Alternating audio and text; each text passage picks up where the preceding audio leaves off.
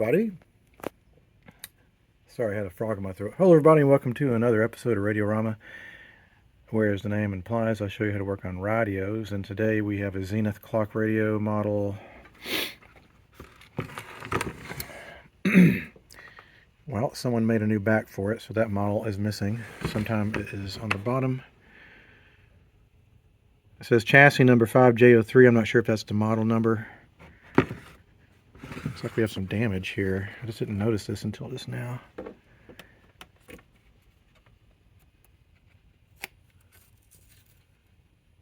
Well, that's unfortunate, but that can be repaired, and it's on the bottom. It doesn't show anywhere else, so that's fine. Don't know if it works or not. Alright, it looks like it's already set to turn the radio on, so let's plug it in. Okay, the clock is not running because the second hand should be running, so I'm not sure if we have power or not.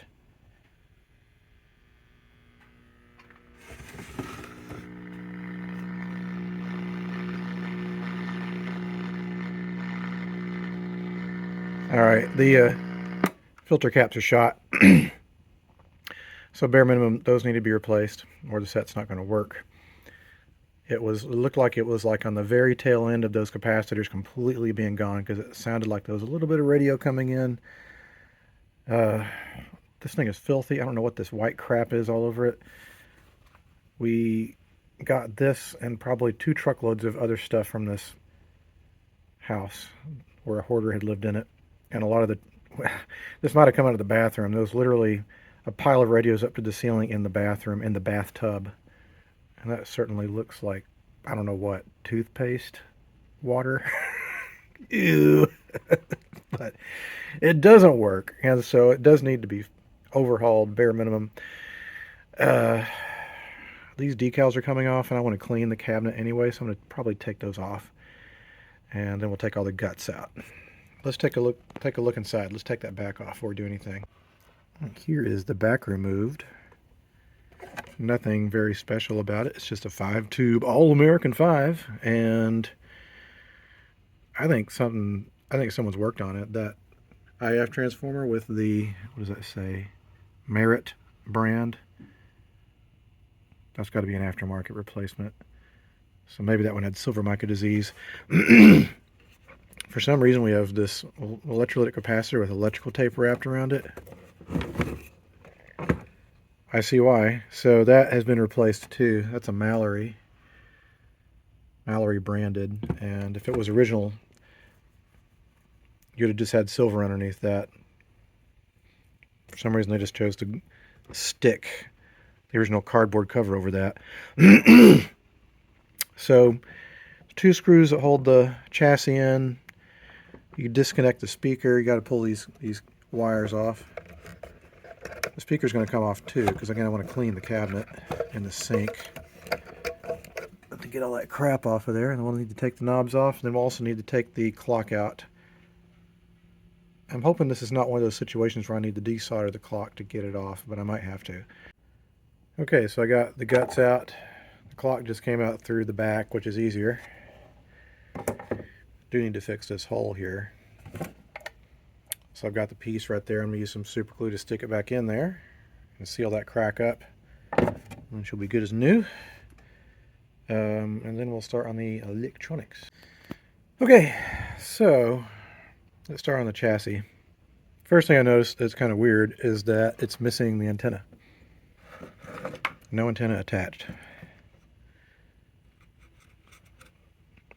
Here's another weird thing. It's got an additional electrolytic here.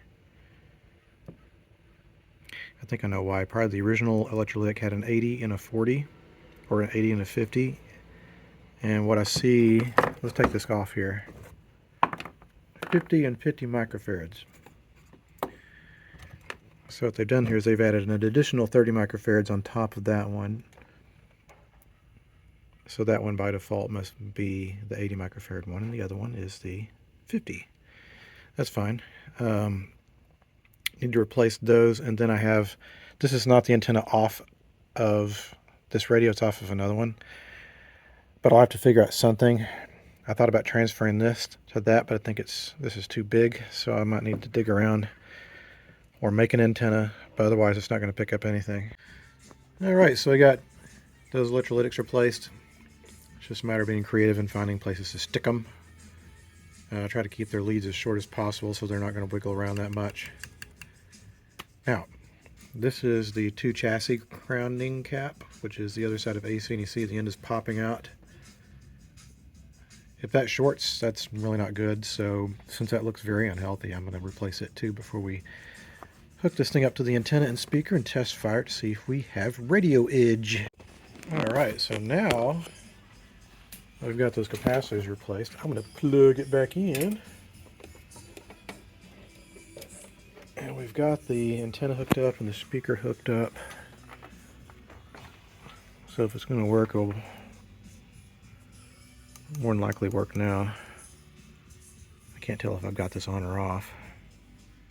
I can't see the filaments.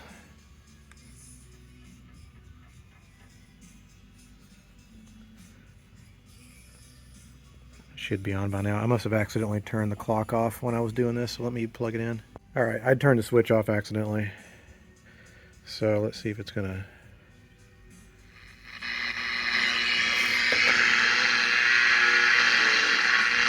Here. Where are you? Just drop in. Please play responsibly. 1-800-GET. Housing. Josh Gunter formed Taxes have a long time closer. You might remember this classic. So that seems to work. I'm gonna guess it won't work without the antenna. It probably will sound absolutely horrible. Yep, so definitely need an antenna. But that's not a biggie. All that matters is that the radio does work. And what we need to do is replace the rest of the capacitors. There's a few more. There's this one.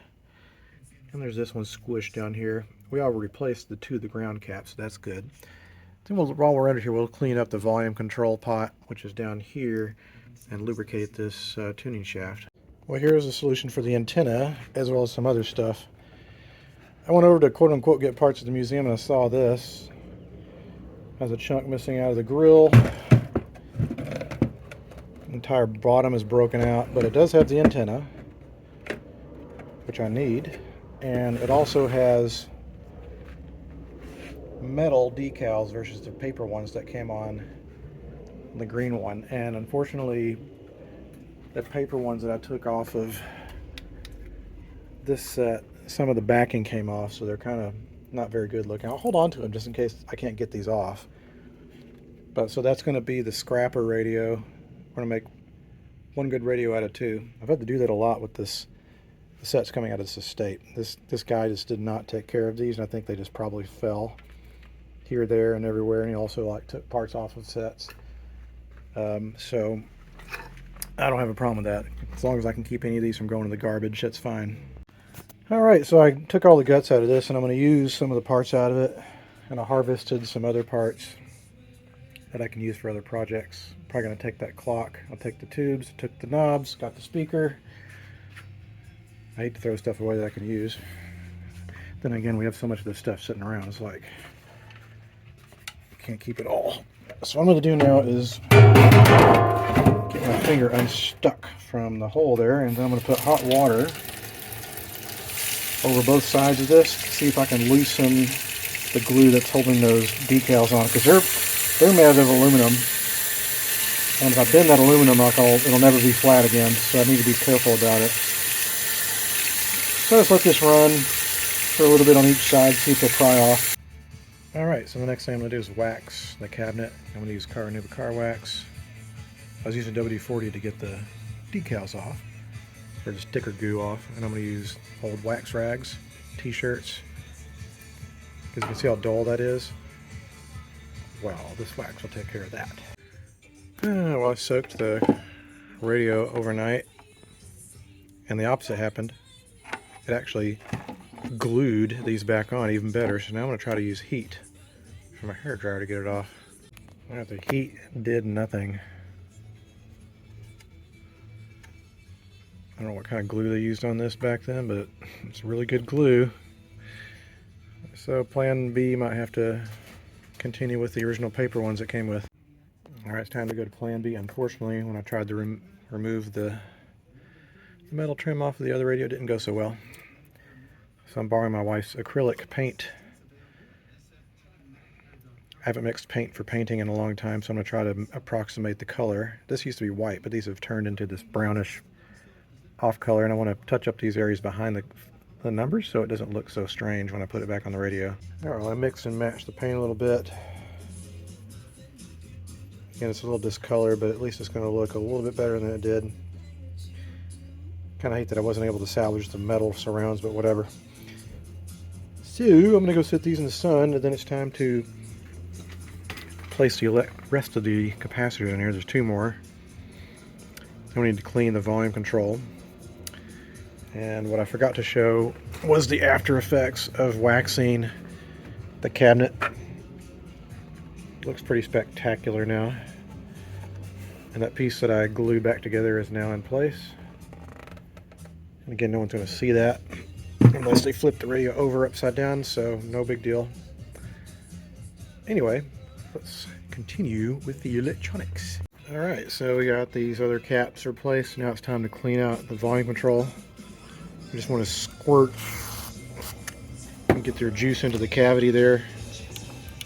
Run your wiper back and forth. It'll be better. So now let's try this to make sure it still works, and if it does, I think I need to figure out what's going on with the clock, even though I think I know what's going on with the clock. Alright, it still works fine.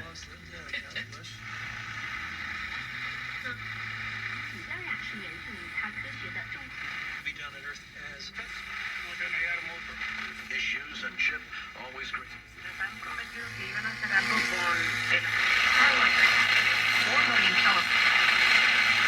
That's worrisome for me a little bit too. 6 ahead of that one. Nobody's like the pitcher for what he says. So this service will be that much smoother going forward. To be the leader in rebounds for both teams. Is there anything that you... Certainly does not like my fluorescent lights. But that's not a big deal. What I want to do is clean the tube sockets and the tubes and generally clean. Let me see if this clock has started to go again. Sometimes they just start. Nope. Okay, what's going on there is that the drum down there, that round thing that's clamped between those two electromagnets, that's the rotor, and it's seized up. So there's a way we can deal with that. But first things first, let's clean up this chassis, then we'll get to the clock.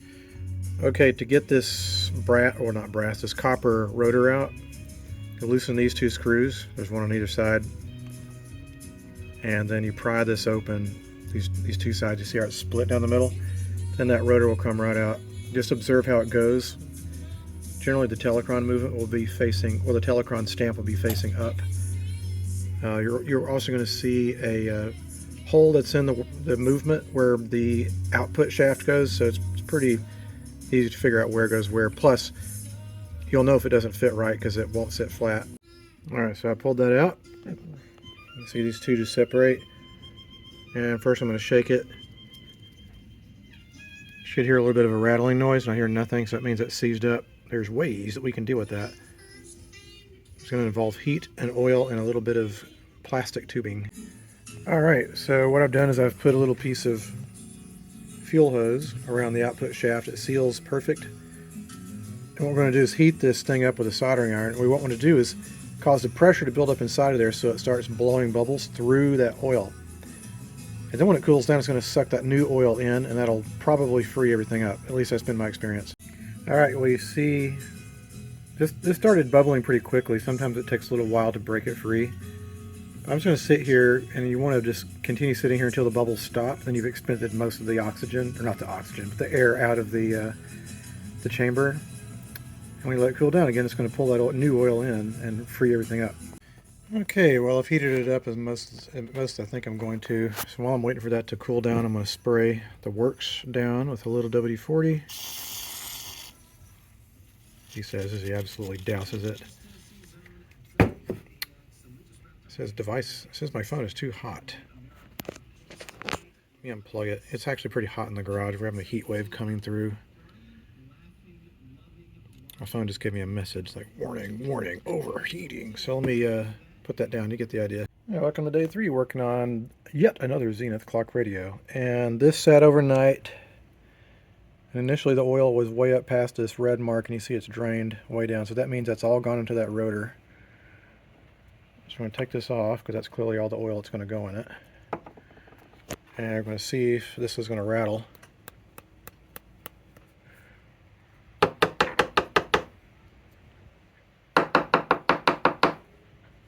That could be frozen up. I'm going to heat it up again and see if I can get it to work loose. If not, I have an extra clock mechanism over there. Maybe its rotor's not seized. Okay, I did heat it up. Not sure if you can hear that. That's what you want to hear. A little bit of rattling. So I think what I'm going to do is I'm going to put it back into the movement. See if it's going to run, and then I'll let it run for a while I perform other duties and make sure that all that oil works into that rotor. Well, that didn't work. It's still stuck, but on the other hand, the donor chassis, as nasty as it looks, the rotor in it is spinning just fine, so I'm going to remove the rotor out of that mechanism and transfer it to this mechanism. Hopefully, the clock itself isn't frozen, even though I think it isn't, because I can adjust the time. That's pretty smooth. I'll save the old rotor just in case I can revitalize it later. I tend to save these things because Telecron quit making clocks in the 90s. They made millions of these things. So I guess they're not that uncommon, but still. Okay, even though the second rotor works fine, I'm going to go ahead and add a little oil to it. By doing the same thing, I'm going to heat it up and let the bubbles come out. And then when it cools down a little bit, it'll suck some of that new oil in. Just remember, these things sometimes can be in service for years and years. And so you want to make sure that everything's going to move nice and cleanly and easily. I have a bunch of these clocks in my house, and it's interesting. They're just stamped together, pieces of brass and steel, and they keep perfect time. They keep better time than my watch, actually, which says a lot for something that's going on 80 years old. So again, I'm going to let it percolate and boil for a little while. And then when it slows down a little bit, that's when I let off the heat and let it sit and soak in. Alright, so I had this filled up past the red mark, like up to here. You can see how much oil it pulled in. So that should be enough. I'm going to put this back in there and see if that rotor works. If not, I'll be very mad. There we go. Quiet as a mouse. So what I want to do now is get some of this. Looks like some of the paint got rubbed. I'm not going to touch these guys because that's probably got some sort of radioactive crap in it. Granted, it's low level, but I wouldn't lick it for sure. So now that we've got that all configured, I'll clean that up a little bit on these edges. Then I'll do some partial reassembly, and then it'll be time to add the oh so famous and controversial audio input that I mentioned on a lot of my videos. Okay, so now we're going to add the audio input. And here's the secret ingredients to make it happen. Well, the number one thing is that there is a safety dilemma here. And that safety dilemma is that this is a floating chassis, meaning that one end of the line goes to this little blue capacitor here, which in itself has reduced the shock hazard down significantly, but not entirely. The reason I'm saying that is because what we're going to do is run to the volume control. That's going to be basically running our cable, our audio cable. And one end of this goes to chassis ground, which is grounded through this capacitor. We don't want the future owner to touch this and ground and get like a tingle off of that. That's not nice. So we're going to run it through this transformer here. It is electrically serving as an isolation transformer. Electronically, it is nothing more than a wall wart. On the primary side, you've got 120 volts going in, if it were to be in operation. Then what's coming out the other end is 12 volts. So what we're going to do is we're going to run the audio seemingly backwards. We're going to run audio through the primary or the secondary, and the primary goes to both ends of the volume control, which is here. One side again is going to this ground, and the other side is going to this white wire, which is coming off of this IF transformer. And that is our incoming radio signal. We want to make sure and have the ability to terminate that signal if the user so chooses. So we'll run a little wire that goes from here through the back, and then they can switch that radio signal on and off in between listening to whatever they're listening to through this audio cable, which you can attach to anything. If you have a CD player, I know a few of us still have them. I don't. But if you do, you could play that. Or you could play an MP3 player, which a few more people have, or you could use it for your phone and Bluetooth, which most everyone has these days, or whatever future device they have. I get a feeling a 3.5 millimeter cable will be around for a little bit while longer. So that means you're kind of temporarily future-proofing yourself to whatever future audio device might be coming down the street. So, oh yeah, here's the other thing. You need to make sure and have your right and left channels going through a pair of resistors. You tie one in together, right and left goes to the top. Doesn't matter which way you click them up, doesn't matter. Then that's your positive signal. Your negative signal will be the negative of the audio. I know that doesn't make a lot of sense. You need to find a place to put it. I'm going to put it right here because I'm going to have the audio cable coming through here. I'm going to enlarge that hole and put a little rubber grommet there. And then the on-off switch could probably go through that same slot or somewhere else. We want to make sure that all those leads are as short as possible to avoid having interference from this circuitry, like leaking its way into the audio. All right, so we have the audio running through this isolation transformer. I'll put a little piece of glue there to make sure that doesn't move around, but there's a knot there and there's a rubber grommet so you won't chafe the wire. And then we have one end of this going to chassis ground because we can, and the other one goes to the top of the volume control. And they have a little switch wire coming out the back where we can turn the radio back off and on as far as the signal goes. And what I'll do also is put a little glue over the top of this in here, just in case that ever like falls off, even though I don't think it will. So I've got the audio running through this little Bluetooth thingy.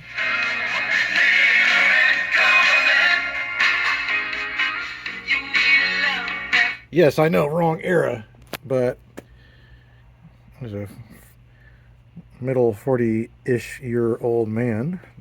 That's the generation I grew up with, so whatever. So now that we've gotten this kind of squared away, again, I'll put a little glue up here, and then it'll time to be starting to do reassembly. All right, so most of the radio is now put back together again. I did decide to soak the knobs. They're over here soaking away in a little bit of ammonia. Actually, a lot of ammonia, probably too much, and some warm water. Meanwhile, I need to attach this. I like this back a lot. It's very sturdy, so I'm going to attach the old antenna to the back of this. But what I want to do is trim some of these edges off because I want it to fit nice and neatly recessed in there. And this is going to make it too thick. So I already know where I need to cut. I just need to cut these edges off so it's going to fit in there better. To the town of Aprile rode a stranger one fine day. Hardly spoke to folks around him, didn't have too much to say. No one dared to ask his business. All right. The stranger there among Well, it seems to be playing pretty well now. And so we'll let it run here for maybe a few hours just to make sure that nothing bad's going to happen. Probably won't. Usually, I don't know, if you give it like 30 minutes and it doesn't fail, you're probably not going to have any failures, but I could be wrong. That's why I let them run for a few hours. Anyway, this was another fun-filled episode, and I hope you all got something out of it, and there will be plenty of other radios, especially Zenith clock radios, because the estate we got this from, the guy apparently had a thing for clock radios, and especially Zeniths, so you'll see more of these in the future. Anyway, guys, thanks so much for watching. Until the next time something comes across my workbench, I'll see you guys later. Bye-bye.